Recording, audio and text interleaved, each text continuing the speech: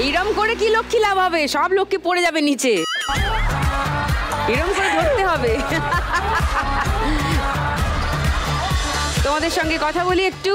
তাপসী, নমস্কার। নমস্কার। আমার নাম তাপসী ঋষি দাস। আমি উত্তর 24 পরগনা জেলা দত্তপুকুর থেকে এসেছি। আমি মেলায় মেলায় ঘুগনি বিক্রি করি, পাঁপড় বিক্রি করি, সঙ্গে খেলনাও রাখি। আর আজকে এসে আপনাকে ঘুগনি আর পাঁপড় খাওয়াবো বলে। সন্ধ্যে 6টা, ঘুগনি পাঁপড় আর এক কাপ চা হলেই ব্যাপারটা জমে যায়। কিন্তু শুনবো তোমার গল্প আর একটু ডিটেলে।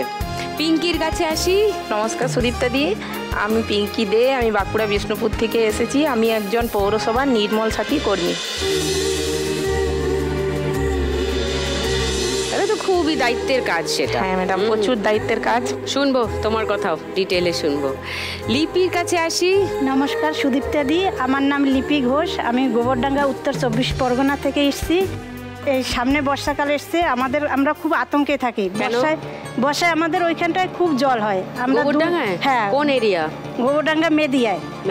আমাদের সামনেই ঝিল। হ্যাঁ, ওখানটায় খুব জল হয় প্রতি বছর। আমরা 2-3 মাস ঘর ছাড়া থাকি। কোথায় থাকো? স্কুল বা ত্রাণ শিবির ওইখানে থাকি। এই বর্ষা আসলে আমাদের ভয়, এই ছেলে মেয়ে নিয়ে, আমাদের পরিবার নিয়ে আমাদের একটা ভয়ে থাকে। চলে যেতে হবে, ঘর ডুবে যাবে। ঘর ডুবে যায়, কি মুশকিল। আচ্ছা, তিনজনের সঙ্গেই আরো একটু বেশি গল্প নিশ্চয়ই করব। আর ফার্স্ট রাউন্ডে তিনজনের আজকে খেলা টাকা ওড়ে দেখো ধরে।